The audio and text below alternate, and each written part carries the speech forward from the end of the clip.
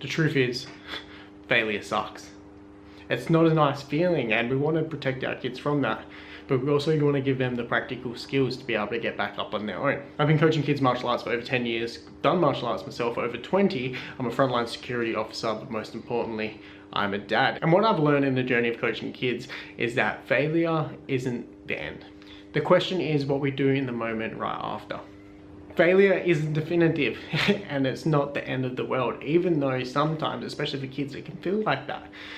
Right after failure can actually be one of the most powerful moments in your kid's life, and it actually opens up two pathways. It can be the start of massive growth, or it can be the end of a journey that they never gave a chance to grow.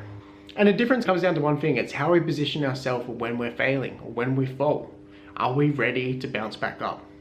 Now, in martial arts, falling down is an inevitable part of it, but what we do is we position ourselves for when we fall to have a strong base, to be able to build back up, to be able to protect ourselves for any more failure that's about to come. But we don't just wait for someone else to come save us, because often we're the ones that have to pick ourselves back up. Now, I understand parents, we're going to lift our kids and protect them as much as we can, but we also want to give them the opportunity to learn that skill on their own. And it's not just a physical skill, position yourself to learn back up, it's a practical skill, it's a life skill. It's exactly what we want to build in our kids. When kids dwell on failure too long, they start to settle. And that's the thing martial arts brings in. When we fall down, we don't have the time to settle. If you think about the fact that you're being taken down, you're not giving yourself the appropriate response to start building back up and start defending what's about to happen.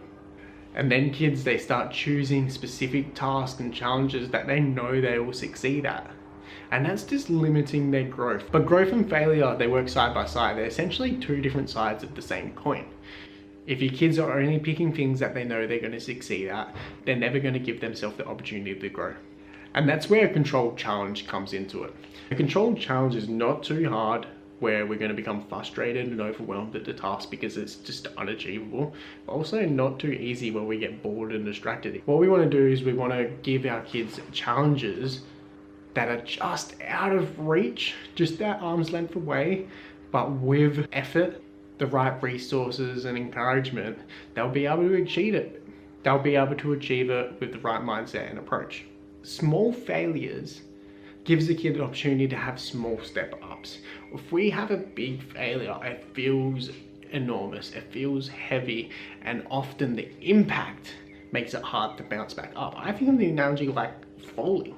Like if you fall from a 2-story building, the impact is going to be huge. You might have some broken bones and you're not going to be able to bounce back up because the challenge of falling from that high was just too hard.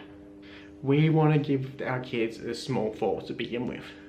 When they're able to fall, they're able to position themselves to bounce back up, and eventually that distance can increase. And yeah, we're not going to ever let our kid jump from a 2-story building.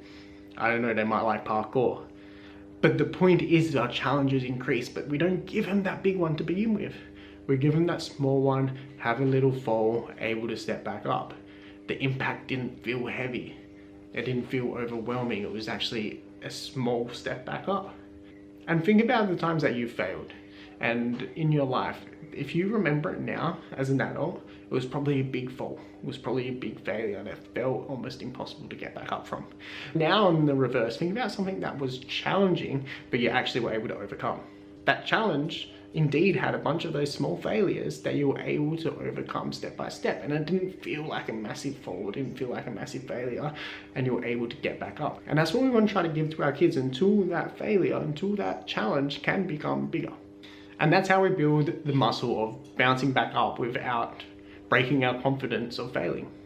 Now, if you're enjoying this video, don't forget to like and subscribe and hit the notification bell. It helps the channel out heaps. And if you want to dive a little bit deeper, link in the description to the school community, Creating Confident Kids, where we actually have a practical activity that your kid can do, or you can do with your kid, to actually teach them to literally bounce back up. So if you're a parent, you might be aware of the compound effect. And the compound effect, I think of it like compound interest. You know, you put money in, eventually it goes up. And whilst we're not here for finance, that is very similar to what failure does to growth and to confidence. When we fail, we're facing a challenge and we're still on that flat line, but we're building evidence. And the more evidence we face and receive, we'll be able to make a more calculated decision and approach the next task or the next challenge with a better outlook, with more information and a better approach to be able to overcome next time. And you might still face more failures. That's why the flat line lasts for so long, but eventually, the more you fail, the more chances you give yourself to be able to reach that breakthrough is from all those times we failed. I like to think about Olympic champions, right? What we see is we see the iceberg at the top, but you don't see underneath, which was all the times they failed, all their training, all their effort. All we see often, especially with social media, in comparison, our kids see other kids winning sports, and what we do, we compare, but we only see the top. We only see the top part, we only see the winning. We don't see the failures, and we don't see what actually builds people's skills, their information growing, and the confidence to be able to achieve that outcome that looks so easy and natural for that person to achieve. The breakthrough doesn't just happen. The gold medal moment isn't just after a few weeks of work. And we want to remind our kid that that moment that we see, that we compare ourselves, when we see someone that's doing well, it's because they've tried multiple times and they failed over and over again, but they never gave up.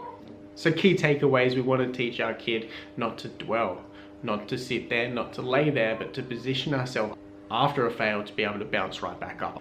We want to give them the challenges to be able to fail safely, but be able to achieve that goal without stepping in ourselves, allow them to overcome it, because we know that the challenge is an appropriate scale for them to be able to achieve with effort. And remind them that every time they fail is just one step closer to that breakthrough. So this week's activity in the Creating Confident Kids school community is a technical stand-up, because we want to know how to fall back down, but most importantly, how to position ourselves and how to get back up right after. Because when their body knows how to get back up, their mind starts to believe it as well. If you've enjoyed this video, don't forget to like and subscribe, hit a notification bell. If you enjoyed this video, you might enjoy this one as well. And I'll see you next time.